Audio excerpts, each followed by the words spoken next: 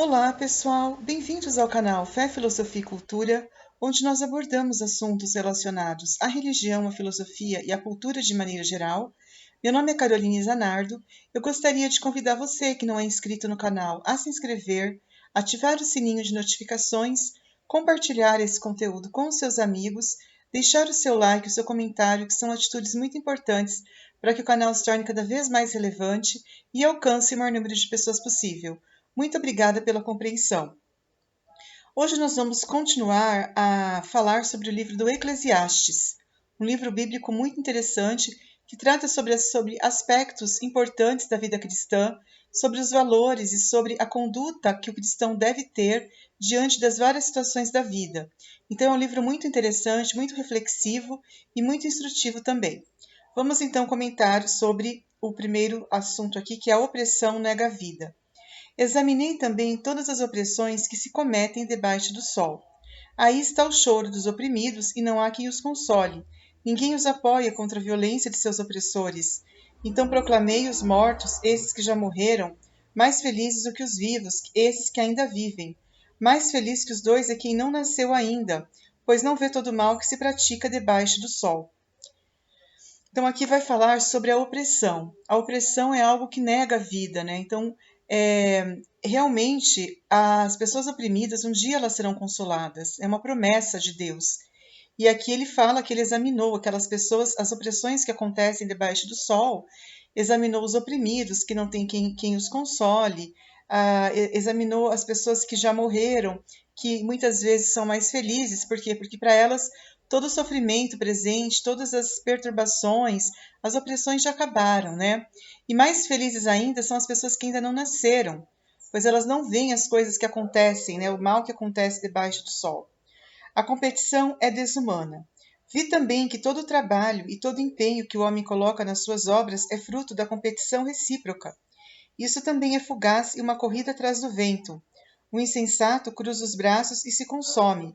Mais vale um bocado com lazer do que 2 bocados com fadiga correndo atrás do vento. Então aqui fala também que todo empenho, todo trabalho é fruto de uma competição. E isso é desumano, né, segundo a observação dele aqui.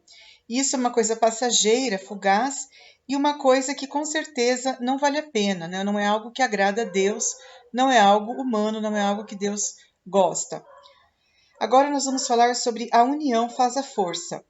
Vi ainda outra coisa vazia debaixo do sol. Um homem sozinho que não tem ninguém, nem filho, nem irmão. Apesar disso, não deixa de se afadigar, nem de se fartar com riquezas. Para quem ele se afadiga e se priva da felicidade, isso também é fugaz e trabalho inútil. Mais vale estar a 2 do que estar sozinho, porque 2 tirarão maior proveito do seu trabalho. De fato, se um cai, poderá ser levantado pelo companheiro. Azar, porém, de quem está sozinho. Se cair, não terá ninguém para o levantar. Se 2 se deitam juntos, um poderá aquecer o outro, mas como poderá alguém sozinho se aquecer? Se um deles for agredido, 2 poderão resistir, e uma corda tripla não se arrebenta facilmente. Então, aqui fala sobre a questão da união. É até um ditado antigo, né, que a gente fala que a união faz a força, realmente. E no livro de Eclesiastes, ele vai falar que é muito mais interessante uma pessoa que vive, nem que seja 2, do que uma pessoa que vive sozinha. Por quê? Porque aquela pessoa que está acompanhada, ela sempre vai ter alguém para levantá-la, sempre vai ter alguém para estar ao lado dela, né, que fala para aquecê-la, e sempre vai ter alguém que pode protegê-la e defendê-la, né?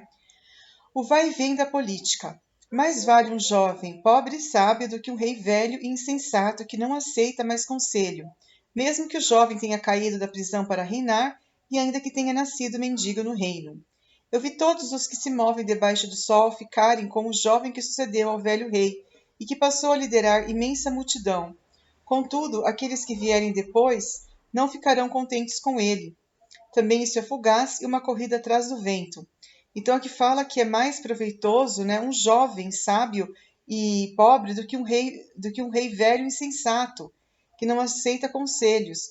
Então realmente o jovem ele acaba sendo mais, vamos por assim, valoroso, né, e mais importante do que aquela pessoa velha que muitas vezes não aceita mais conselho. Com Deus não se brinca. Quando você for ao templo, esteja bem atento a si mesmo. É melhor ter ânimo disposto para obedecer do que oferecer sacrifícios junto com os insensatos que não percebem o mal que estão fazendo. Quando você falar com Deus, não seja precipitado, e o seu coração não se apresse a falar, porque Deus está no céu e você está na terra. Por isso, fale pouco. De fato, o sonho vem das muitas ocupações e do muito falar nasce a voz do insensato. Por isso, quando você fizer uma promessa a Deus, não tarde em cumpri-la, porque ele não é benévolo com os insensatos. Cumpre o que você prometeu. É melhor não fazer uma promessa do que fazê-la e não cumpri-la. Não deixe que sua boca o leve ao pecado, nem diga ao representante de Deus que foi sem pensar. Deus ficaria irritado contra o que você prometeu e arruinará o trabalho de suas mãos. Quando se multiplicam sonhos e coisas passageiras, aí se multiplicam as palavras. Quanto a você, tema a Deus. Então aqui fala que é interessante a gente não multiplicar as palavras quando nós entrarmos em contato com Deus. Né? Com Deus não se brinca, né? Nós devemos estar sempre atentos a isso. Nós não devemos estar precipitados no falar. Por quê? Porque realmente, às vezes, quando nós prometemos muita coisa, nós falamos muita coisa, nós nos comportamos como pessoas insensatas. E Deus não se agrada daquela pessoa que só fica falando e não faz nada. É melhor, às vezes, você fazer e não ficar falando muito. Porque Deus não se agrada de promessas, de palavras precipitadas, de pessoas insensatas. Nós devemos realmente temer a Deus acima de tudo.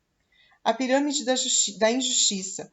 Se você se vê num estado a opressão do pobre, o direito e a justiça violados, não se espante com isso, pois quem está no alto tem sempre outro mais alto que o vigia, e sobre os dois há outros mais alto ainda.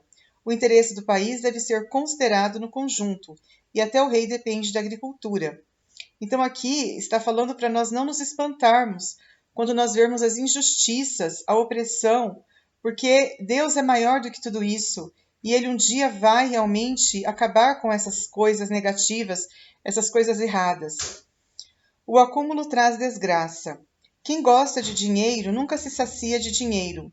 Quem é apegado às riquezas nunca se farta com a renda. Isso também é fugaz.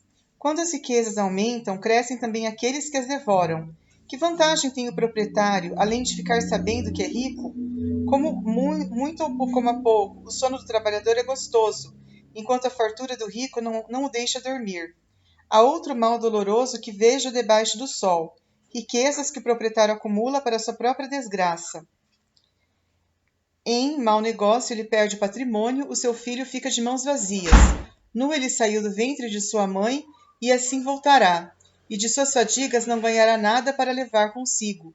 Também é isso o mal doloroso. Ele vai embora da mesma forma que veio. Que proveito tirou em ter se afadigado por nada? Ele consumiu seus dias em trevas, entre aflições, abatimentos e irritações. Então aqui fala que não, essas pessoas que se acumulam, que se preocupam muito com o ter, com o dinheiro, elas não são pessoas agradáveis a Deus. São pessoas que um dia tudo isso vai acabar, né? Tudo isso ele não vai levar nada consigo, né? Um dia ele nu saiu do ventre de sua mãe e nu ele voltará, né? Isso é um mal doloroso.